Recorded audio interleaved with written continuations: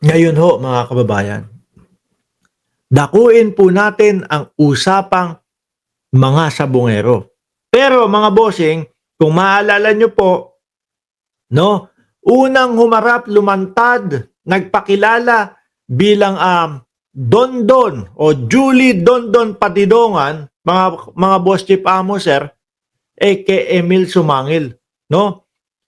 Yung unang mga live po natin, alias Totoy ang tawag natin. Pero hanggang ngayon po, alias Totoy pa din ang itatawag natin para mas maikli po. Or Don Don. Mga kababayan, unang nakita natin yung mismong pagkatao talaga, although naka-blurred po si alias Don Don, kay Emil Sumangil. Ngayon po, mga bossing, nakita lang ho namin ito. No, People's Tonight. Sabi dito, protect Emil Sumangil at all costs. No, dahil nga talagang tinutukan ni Emil Sumangil yan, mga bossing eh. Simulat sa pool pa lang po, simula nung dati pa lang. 4 na taon makalipas hanggang ngayon, siya pa din yung nakatutok. Sabi dito, protect Emil Sumangil at all costs. Inihayag ng ilang netizen ang kanilang pangamba sa kaligtasan ng broadcast journalist na si Emil Sumangil matapos niyang unang makapanayam si Julie Dondon Patidongan alias Totoy. Sabi nga ho, ukol sa kaso ng mga nawawalang sabungero. Bakit naman? Siguro naman nagbalita lang siya di ba? Trabaho niya naman yun. Tinanong niya lang naman. Etong si Patidongan. Di ba? O si alias Dondon, mga bossing. Ngayon, nakita ko din ho ito, mga boss. No? Na pati pala yung misis niya ay nananawagan ang pagdarasal para sa 24 oras na angkor. Ang tanong dito, may banta na ba o may nagme-message, may mga nagbabanta sa buhay ni Emil Sumangil? Kasi po kung pati ang misis ay humihingi po ng panawagan para ipagdasal ang kanyang kaligtasan, aba, baka may nagbabanta po, mga bossing. Kung wala naman, wala naman dapat siguro kayong ipagpangamba dyan. Di ba? Basahin natin. Marami ang nababahala sa kaligtasan ngayon ng seasoned broadcast journalist ng 24 oras angkor na si Emil Sumangil. Ito ay kasunod ng sunod-sunod niyang panayam kay Julie Dondon Patidongan o alias Totoy tungkol sa mga nalalaman umano nito sa pagkawala ng mga sabungero. Tingin ko naman po hindi pagbabantaan kung ang iniisip nila sila Atong ang magbabanta dito. Tingin ko, eto to be fair na lang po doon sa mga kabilang panig naman po. Tingin ko, siguro Emil, kami naman ang interviewin mo.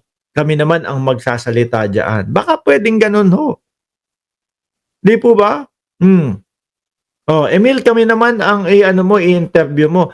Sasagutin namin yung mga sinasabi ni Patidongan o ni Dondon. Pwedeng ganun. No? Pero kung nakaka-receive po sila ng pagbabanta, iba yun. Pero kung wala naman, tingin ko hindi naman yata fair doon sa mga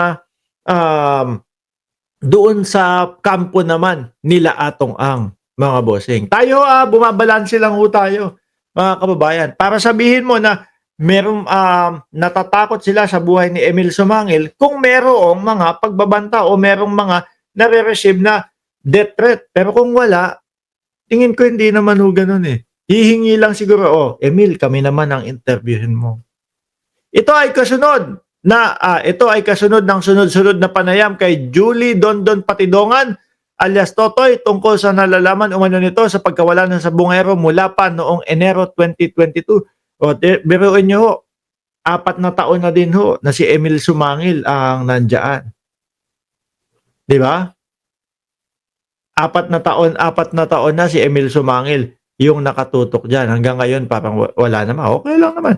Napanood ang series of report ni Emil tungkol sa maselang issue ng 24 oras pang news program ng GMA7 nitong nakalipas na araw. Si Emil ay naging instrumento kaya nalaman ng publiko ang kwento tungkol sa mga naglahong sabungero at di umano'y itinapon ang mga bangkay sa Taal Lake, sabi dito. Sa nasabing panayam ay pinangalanan ni Patidongan ang negosyante at gambling tycoon na si Charlie Atong Ang bilang mastermind umano sa kaso ng missing sabongero. Kung sakali naman po na hindi si Emil Sumangil ang nagbalita niya, panigurado naman po, tingin ko pupunta din po ito sa ibang reporter eh. Ano po? Mahirap talagang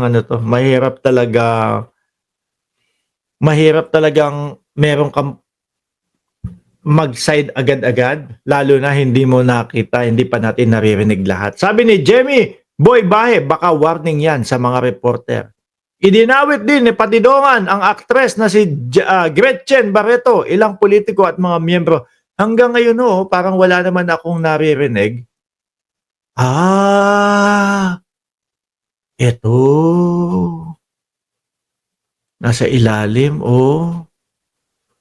Atong Ang accuses GMA7 of one-sided reporting.